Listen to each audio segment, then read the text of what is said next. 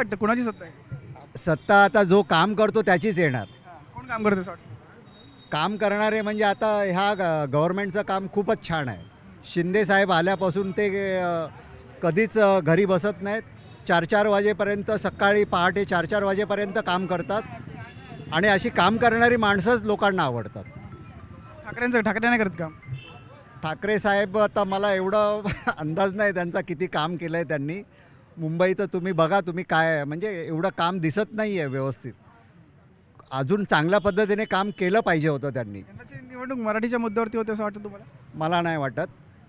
निवडणूक होते, लोकांना फक्त काम हवं असतं, त्याच्यावरच लोक मतं देत असतात. मराठी, हिंदू, मुसलमान हा मुद्दा कधीच राहत नाही निवडणुकीमध्ये.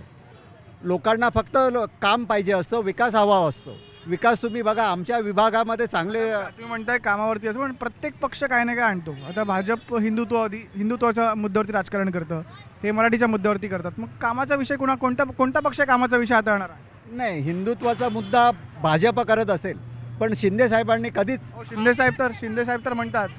हां नाही, पण ते नेहमी कामावरतीच जास्त लक्ष देतात. शिंदे तर म्हणतात आता मी हिंदुत्व. विकासावरती जास्त बोलतात ते.